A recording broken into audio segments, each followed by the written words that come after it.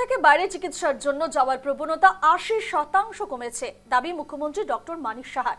ত্রিপুরার সরকারি স্বাস্থ্য পরিষেবায় উল্লেখযোগ্য উন্নতি হয়েছে বলে দাবি করলেন মুখ্যমন্ত্রী ডক্টর মানিক সাহা।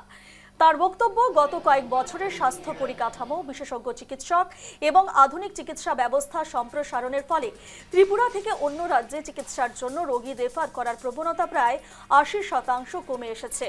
একই সঙ্গে তিনি জানিয়েছেন যে আগরতলা সরকারি মেডিকেল কলেজ ও জিবি পান্থ হাসপাতালে সফলভাবে কিডনি প্রতিস্থাপন সম্পন্ন হয়েছে। এখনো পর্যন্ত যাদের কিডনি প্রতিস্থাপন করা হয়েছে সকলেই সুস্থ রয়েছেন।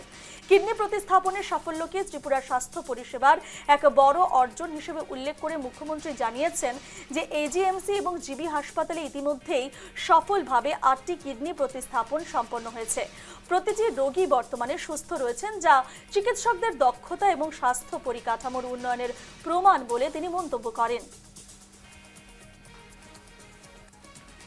আনন্দের বিষয়, আমি ডাক্তারবাবুদের ধন্যবাদ দেব। 80% রেফার এখন কিন্তু কমে গেছে ত্রিপুরা, 80 তো এটা তো বিরাট বিষয়। কিন্তু এটা আমার প্রথমেই আমিও কিন্তু শুনে একটু আমার কাছে একটু আশ্চর্য লাগলো যে এত, কিন্তু পরবর্তী সময়ে ডিপার্টমেন্ট থেকে বললো সত্যিই এটা হয়েছে, কিন্তু খুব ইজি পার্সেন্টেজ বের করা।